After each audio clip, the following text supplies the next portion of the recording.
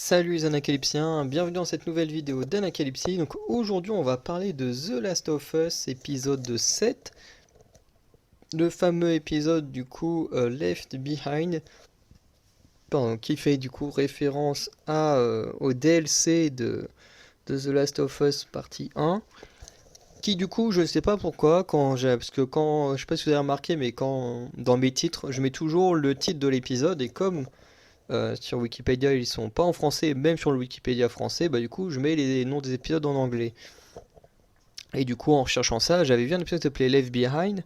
Je sais pas pourquoi, j'étais persuadé que c'était le huitième épisode et pas le septième. Donc, la semaine dernière, j'ai dit une grosse connerie en disant que le Left Behind serait dans 2 semaines, alors que finalement, c'était cette semaine. Mais bon, c'est pas non plus une connerie aussi énorme. Du coup, je vous laisse avec le générique et on va parler de cet épisode qui, je l'avoue, comme d'autres youtubeurs, je pense, parce que j'ai vu quelques miniatures, quelques titres. Voilà, je n'ai pas encore regardé les vidéos des autres, mais rien qu'aux miniatures et aux titres, on sent que voilà, c'est pas un épisode qui a forcément plu à tout le monde. Euh, et je vais du coup donner mon avis qui du coup ne sera... Alors il sera pas négatif, mais il sera pas autant positif que sur les autres épisodes. Bref, je vous laisse avec le générique et on se dit à tout de suite pour la review de l'épisode.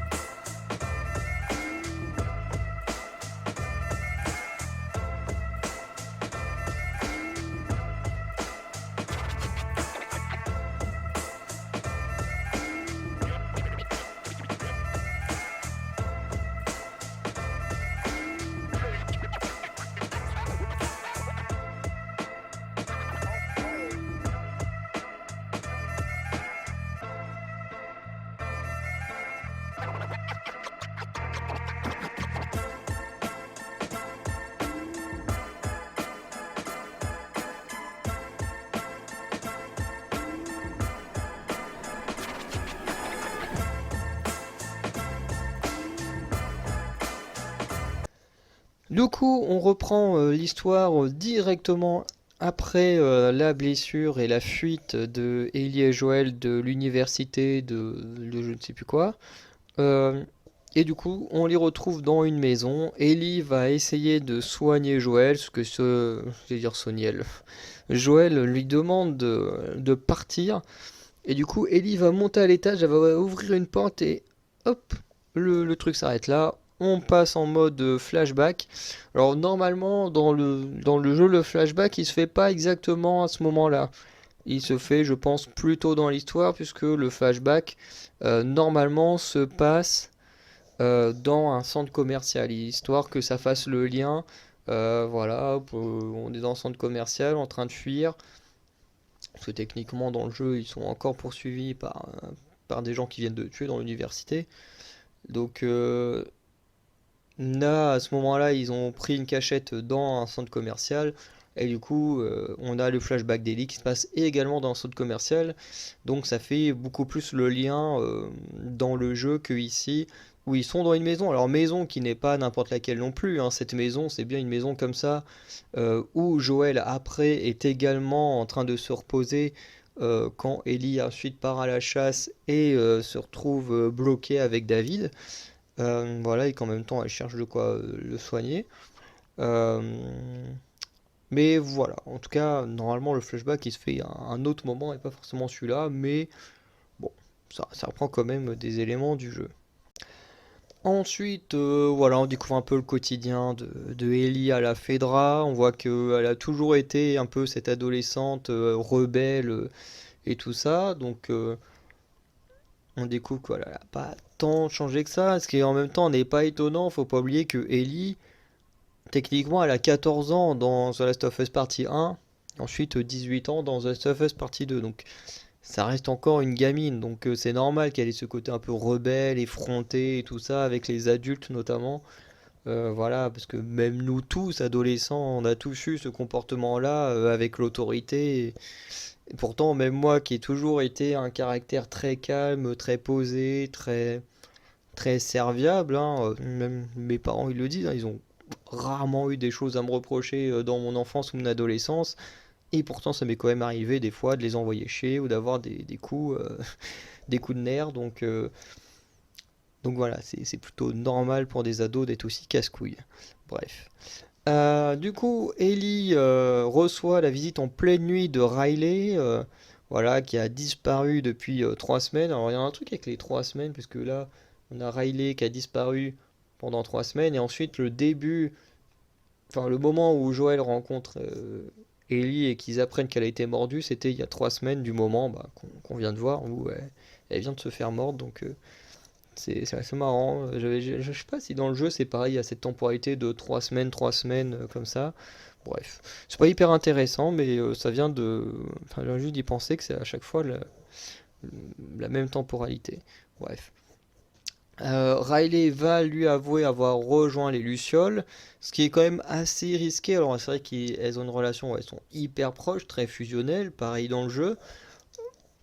Sauf que ben, la Fedra sont censés buter les Lucioles, tandis que les Lucioles sont censés être des rebelles qui veulent destituer la Fedra. Donc on se retrouve avec deux femmes, deux adolescentes, puisque là dans l'épisode Riley elle a 16 ans.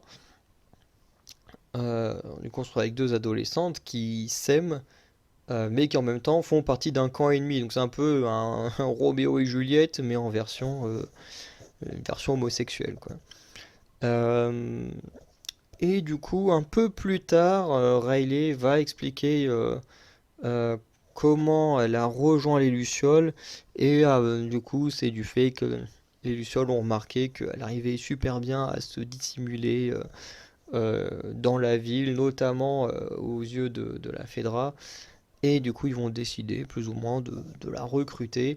Et en même temps, il y a aussi le fait que Riley déteste la Fedra et qu'elle veut changer les choses et se débarrasser d'eux, qu'elle considère comme des fachos, voilà, qui foutent la merde plus qu'autre chose.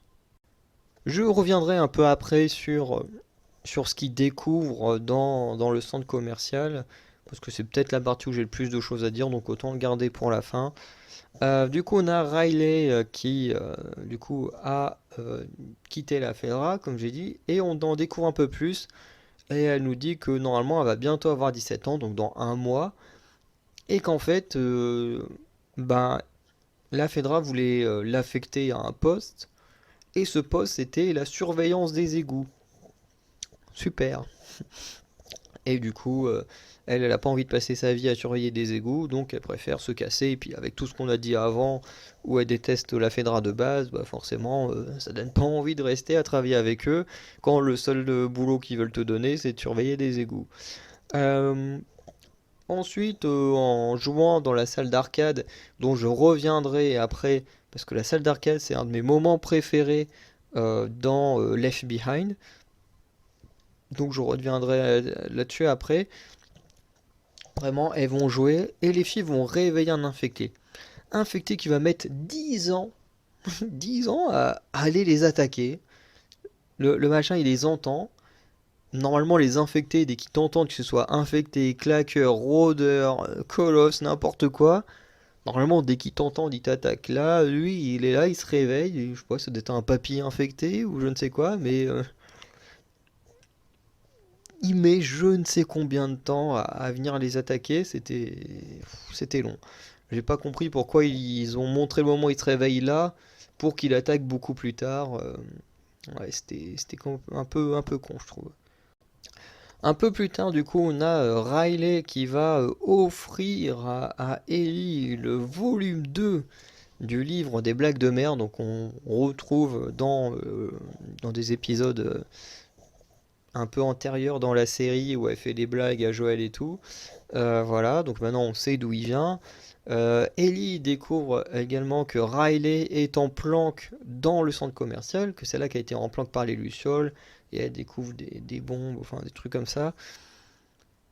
Et Riley va finir par lui avouer qu'en fait, c'est son dernier jour à Boston et que dès le lendemain, en fait, elle va être envoyée à la ZQ d'Atlanta et que du coup, elle a organisé cette soirée parce qu'elle voulait absolument revoir Ellie avant de disparaître, quoi. Voilà. Et Riley, on apprend qu'elle voulait que Ellie vienne avec eux, chose que Marlène a refusé, puisque c'est Marlène qui a recruté Riley. Alors je ne vais rien dire concernant Marlène, parce que Marlène a des bonnes raisons de ne pas vouloir que Ellie vienne avec eux, mais je ne sais plus si dans la série ça a déjà été abordé, ou si ce sera abordé dans le dernier épisode, puisque on reverra techniquement Marlène dans le dernier épisode. En tout cas, dans le jeu vidéo, elle réapparaît à la fin, forcément étant une Luciole, c'est logique qu'elle soit dans un camp de Lucioles à un moment donné. Et du coup, normalement, à la fin du jeu, on retrouve Marlène, donc dans la série, ça devrait être pareil. Et c'est vrai que je ne sais plus si c'est à ce moment-là ou à un autre moment dans le jeu que Marlène avoue certaines choses par rapport à sa relation avec Ellie, euh, ou c'est Ellie qui doit raconter les choses, je sais plus trop. Et dans la série, je sais plus trop si ça a déjà été abordé, donc j'en dirai pas plus ici. Euh, voilà. Mais en tout cas, tout ça pour dire que Marlène a des bonnes raisons, voilà, de ne pas vouloir qu'Ellie fasse partie des Lucioles. Ensuite, on a Ellie qui va embrasser pour la première fois une personne, et donc une fille, puisque, bah voilà, pour ceux qui ne le sauraient pas ou qui découvriraient avec la série, bah oui, Ellie a toujours été lesbienne, hein, au cas où certains seraient déjà là sur les réseaux sociaux à crier au wokisme ou je ne sais quoi. Euh, Ellie a toujours été lesbienne, voilà, hein, on a même des scènes beaucoup plus explicites que ça enfin, beaucoup plus explicites. Voilà, juste des scènes qui suggèrent voilà, une relation sexuelle avec une autre femme, même si techniquement on voit rien, ce qui est assez logique, hein. Au bout d'un moment c'est un jeu vidéo et pas de la pornographie, mais voilà, je veux dire que dans le deuxième jeu ils vont juste un peu plus loin que juste des bisous, quoi. Donc voilà. Mais je sais qu'il y a des gens que ça dérange. En tout cas, voilà, dans le jeu, c'est comme ça, que ce soit Bill, que ce soit Ellie, bah, voilà, ils ont toujours été homosexuels, donc ceux à qui ça déplaît, bah, tant pis pour vous. Voilà, donc elle va embrasser Riley, et du coup, on va avoir l'infecté qui va enfin se ramener. Il en a mis du temps, ce con-là. Il va les attaquer, c'est plutôt cool la scène où il les attaque et tout. Ellie va réussir à le tuer, elle va même s'éclater parce que chaque fois qu'il y a un moment de danger, ça l'éclate, quoi. Elle est vraiment elle est complètement perchée dans sa tête. Euh, Jusqu'à ce qu'elle découvre qu'elle s'est fait mordre et que Riley aussi. Du coup, les deux décident de rester ensemble jusqu'à la fin. Et on connaît la suite. Ellie va rester en vie puisqu'immunisée et Riley, en fait, Riley, on n'a jamais su vraiment. Parce que techniquement, les gens considèrent que quand tu deviens un infecté, tu meurs. Et quand je dis les gens, c'est les personnages du jeu, hein. Et bon, après, tu peux vraiment mourir ou être infecté. Dans tous les cas, les gens considèrent que tu es mort quand ça arrive. Donc, Riley, d'une certaine manière, elle est morte. Mais après, est-ce qu'elle est vraiment morte ou est-ce qu'Ellie a osé l'achever ou est-ce qu'elle a laissé en tant qu'infectée? Ça, dans le jeu, c'est laissé comme ça à interprétation. Et bah, ici aussi. Puisque ils ont fait la scène un peu comme dans le jeu. Alors, pas du tout de la même manière. Enfin, pas du tout dans le même lieu. Parce à la base, les filles se font poursuivre par énormément d'infectés. Et elles se font mordre en fuyant un groupe d'infectés, là où ici il n'y en a qu'un seul. Et du coup, en fuyant, voilà, elles arrivent à bloquer une porte, à rester dans un coin, et puis voilà, à se laisser, à essayer de se laisser mourir ici. Là où ici, elles affrontent qu'un seul infecté, et que bah, elles sont dans la sorte de salle d'Halloween, là, euh, et non dans un autre lieu, parce que je crois qu'il y a une sorte d'échafaudage dans l'autre, enfin bref, dans le jeu vidéo. Mais globalement, c'est fait un peu de la même manière, dans le sens où, voilà, on sait ce qui va se passer, mais on nous le montre pas forcément. Voilà, dans le jeu c'est comme ça, et s'ils ont fait pareil, c'est plutôt logique. Moi je m'attendais quand même à ce que ils aillent un peu plus loin en nous montrant la mort de Riley, mais finalement non. Et du coup ensuite on passe dans le présent, où Ellie va décider de ne pas abandonner Joël, voilà, pour ne pas revivre la perte qu'elle a eue de Riley. Et du coup, elle va réussir à trouver du fil avec une aiguille et elle va décider de recoudre Joël. Et l'épisode, il se termine là-dessus. Donc, je voulais juste revenir sur le centre commercial parce que voilà, elles vont découvrir pas mal de petites choses dans le centre commercial. Ellie va d'abord découvrir l'escalator. Je vois que la scène de l'escalator, je sais pas si elle vient vraiment du jeu, j'en ai pas vraiment de souvenir, mais j'ai trouvé la scène vraiment très cool, j'ai trouvé plutôt amusante, c'était vraiment super. Euh, Surtout si en plus elle est pas dans le jeu, c'est encore plus cool de l'avoir rajoutée, d'avoir réussi à en faire quelque chose de cool, parce que j'ai vraiment trouvé que la scène était cool. Ensuite il y a la scène du carrousel. Voilà, alors moi j'aime bien regarder les carrousels, je trouve ça vachement cool. Quand j'étais animateur, j'avais même fait comme ça, en accompagnant des gamins. Et je trouve ça toujours cool. Bon, c'est sûr que c'est pas des trucs à sensation, mais comme de toute façon, j'ai un estomac de merde qui ne supporte pas les attractions à sensation, sinon je finis malade pendant 2 jours. Donc, moi, le carrousel, c'est très bien en termes de puissance, hein, c'est absolument ce qu'il me faut. Bref, je trouve ça stylé. Bon, la scène est plutôt sympa. Je me souviens plus trop comment elle est dans le jeu, mais bon, c'est plutôt sympa. Ensuite, on a le passage de la machine à photo. Alors ça, c'est une scène que j'ai adorée, que j'ai trouvé vraiment très cool. Alors elle est un peu différente du jeu, parce que dans le jeu, tu peux la prolonger. Comme les blagues de merde dans le DLC, tu peux en raconter autant que tu veux. Moi, j'en avais fait deux trois histoire de voir si à un moment ça allait être drôle, parce que les blagues sont vraiment nulles, hein. En même temps, c'est le principe du livre. Euh, et au bout d'un moment, j'ai arrêté, mais en vrai, je pense que tu peux continuer un petit moment et essayer d'épuiser pas mal de blagues. Euh, du coup, la machine à photo, c'est une scène que j'aime bien parce que tu as un peu le même principe où tu prends des pauses. Là, ils vont faire la pause, machin, vas-y, on se met sur le dos, les oreilles de lapin, le truc qui fait peur. Alors ça, je sais pas, ça là, elle m'a fait elle m'a donné un peu de frisson parce que j'aime beaucoup cette pause. Et voilà. Et après, en gros, dans le jeu, tu as 3 phases. En fait, tu peux choisir 3 phases. À chaque fois, on te propose 2 positions et en fait, tu choisis entre les deux. Ce qui fait que du coup, tu peux faire plusieurs combinaisons différentes. Et je trouve ça plutôt sympa. Plutôt sympa, c'est une scène que j'aime bien. On a la salle d'Halloween qui est plutôt cool. Alors dans le jeu, je crois pas qu'elles se mettent à danser et tout comme elles l'ont fait là. Mais effectivement, tu te promènes et puis tu portes différents masques sur la tête que tu testes. C'est juste marrant de voir Ellie avec différents masques dans le jeu. Là, c'est plutôt sympa. Voilà, c'est assez cool. Après, je trouve que ils ont plutôt bien repris la plupart des choses.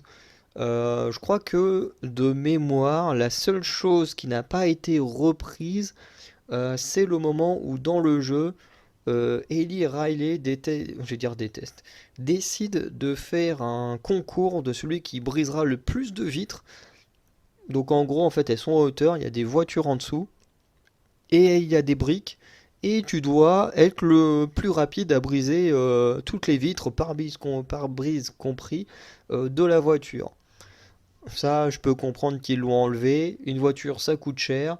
Donc, faire une scène juste pour lancer des briques dessus, je crois que c'est pas très utile. Voilà, de pourrir des voitures juste pour ça, même des voitures à la casse, hein, faut quand même les acheter. Donc, voilà. Mais voilà, je crois que. Ah si, il y a une autre scène qui manque, en soi, qui est pas non plus. Pas trop grave qu'elle manque, c'est quand elles se battent au pistolet à eau, où t'as une personne qui doit se cacher. Et je crois qu'à chaque fois c'est Riley, nous on doit la chercher. Et ensuite c'est le premier qui arrive à mouiller l'autre avec le pistolet qui gagne. Et qui est un jeu plutôt sympa, ça doit être très marrant à faire en vrai. J'avoue que ça peut être vraiment très drôle à faire en vrai. Et du coup, je crois que c'est les deux seules choses qui manquent du centre commercial dans la série, qui sont des scènes plutôt sympas, qui honnêtement me dérangent pas plus que ça dans le fait qu'elles manquent. Mais voilà, je souligne juste que voilà, il y avait ces scènes-là qui existaient. Et il y a la scène de la salle d'arcade que moi j'aime énormément dans le jeu, parce que en gros, là ici, ils allument l'électricité, tout ça, ils arrivent à jouer à un jeu parce que Riley a réussi à choper des pièces et tout. Là où dans le jeu, ils n'y arrivent pas. Ils n'arrivent pas à allumer les machines, elles sont toutes cassées et tout. Et du coup, Riley a dit à Ellie, bah voilà, tu te mets devant la machine, euh, tu fermes les yeux, je te dis sur les touches que tu dois appuyer, donc nous, en tant que joueurs, voilà, on a des combinaisons à faire en fonction de ce qu'on nous dit. Et en fait, Riley va juste raconter tous les détails du combat. Donc, par exemple, à dire ouais, paf, là, t'as réussi à lui mettre un coup de poing, paf, là, t'as réussi à mettre un coup de pied, waouh, là, t'as esquivé, puis là, paf, tu te prends une droite, et là, hop, tu reviens, uppercut. Mais la scène, elle est vraiment super cool. Franchement, dans le jeu, moi, je la trouve vraiment incroyable. J'aime bien ces scènes-là, un peu comme dans The Last of Us Partie 2. Alors, c'est pas une scène qui spoil grand-chose, mais à l'anniversaire de Ellie, Joël l'emmène dans un lieu particulier où il va y avoir une simulation d'astronaute pour Ellie, puisqu'elle a toujours rêvé d'aller dans l'espace et tout ça. Et puis là, c'est pareil, elle a son truc à cassette là, pour écouter de la musique.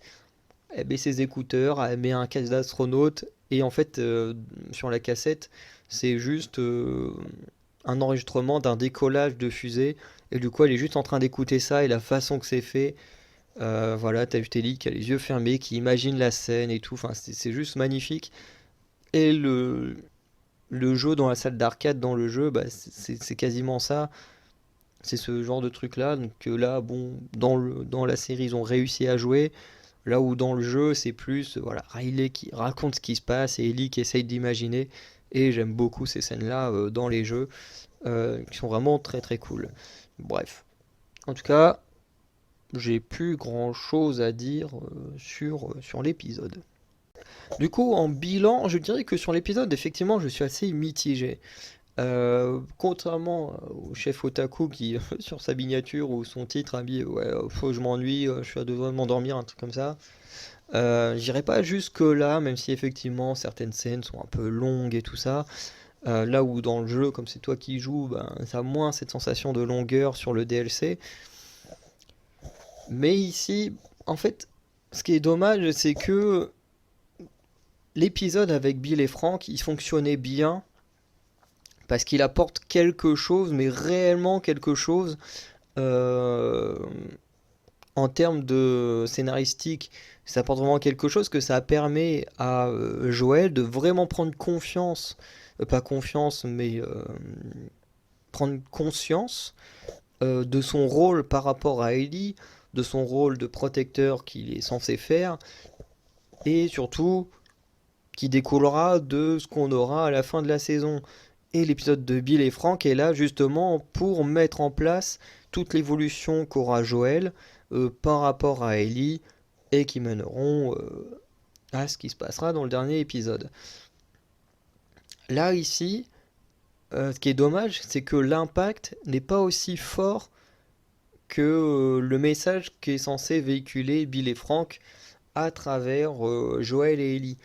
Là, c'est juste censé te dire, te faire comprendre que, ben voilà, avec toute cette histoire, Ellie, elle a perdu quelqu'un dont elle était très proche, dont elle était amoureuse, et qu'elle ne veut pas revivre ce moment-là. Sauf qu'en fait, bah ça marche pas.